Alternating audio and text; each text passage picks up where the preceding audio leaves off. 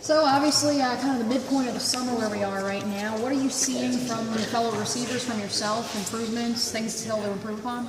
I think anytime you're in a phase where it's built towards getting better, and especially we're far away from camp, we still got another 3 weeks or so until that hits. So although we are improving, there's still a lot of areas in our games that we need to work on. But I think we're coming together cohesively as a unit, whether that be receivers or offense, defense, that type of thing. But there's a lot more work. There's a lot more work yet to be done, and you'll see that as we continue to progress here. Obviously, Tavon, graduation, was your number one receiver of sorts. How have you felt your progress has been kind of taking over that number one receiver spot? I mean, there's a lot of guys, there's a lot of weapons out there. You know, you got George Kittle and Jay Shield, Jeremy Smith, and Riley McCarron, kind of the core guys. And with CJ, anybody's a weapon. I mean, especially him with his feet, too. So, I mean, it's never necessarily a number one guy. We got a bunch of guys out there that can make plays, and I think you're going to see that a lot this fall. Played a lot of inside. Are you do both outside, inside, or what? Primarily right now I'm still inside, but there were times last year where we switched it up and I went outside, so I can play either or. I want to be able to give the coaches a little flexibility in where they play.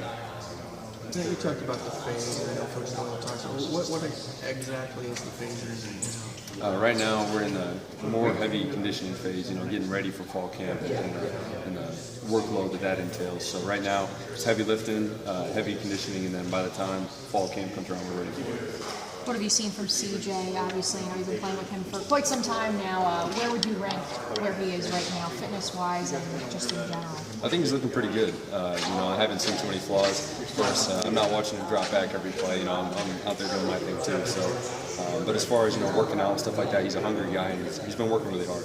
What do you work really hard? I mean, you had a great year last year. What do you want to get better at?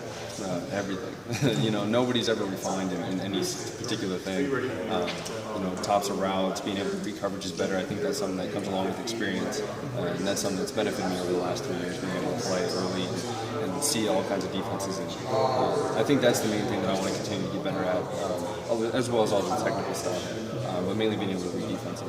Is there a mantra for this wide receiver corps for you following last season? Is there anything you say to each other to pump each other up? I don't know if there's anything different.